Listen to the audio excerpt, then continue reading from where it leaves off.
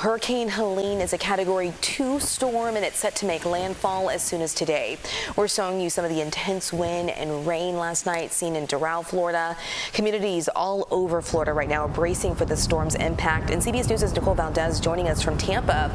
Nicole, good morning. Thank you for joining us. We're told this storm could be intensifying minute by minute at this point, and it just got upgraded.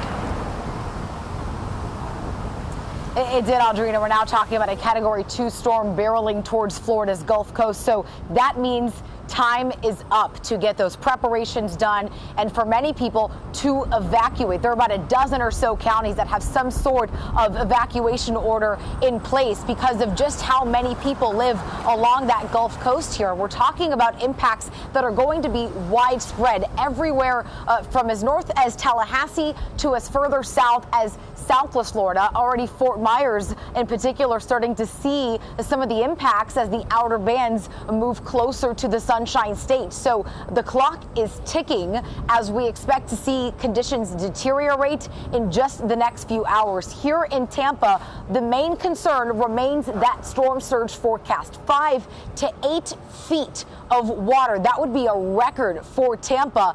But unfortunately, further north of us, that Big Bend area is looking at far worse of a forecast, up to 20 feet of water. That is deep enough to submerge a 2-story home. Heavy winds and rain are already pounding Florida and parts of the southeast as Hurricane Helene hurtles towards Florida's Gulf Coast. I would suggest to get out. It's best to be safe. Evacuation orders, some mandatory, are in effect for multiple counties. The National Hurricane Center predicts the storm could strengthen up to a powerful Category 3 or 4 by landfall, with winds reaching over 110 miles per hour and deadly storm surges of 10 to 20 feet. You can hide from the wind, and there will be significant wind on this storm, but you got to run from the water.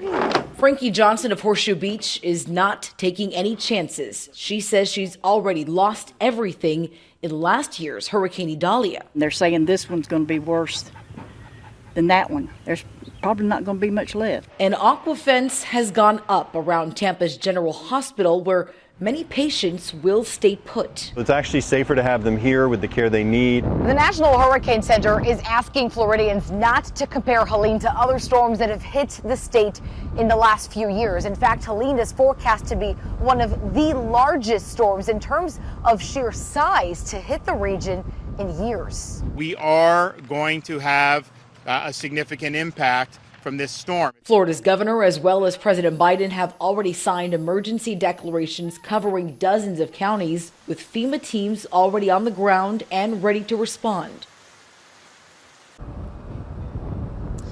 Here in downtown Tampa, winds are picking up. Rain has been on and off. I anticipate that we're going to see things get from bad to worse pretty quickly here, guys.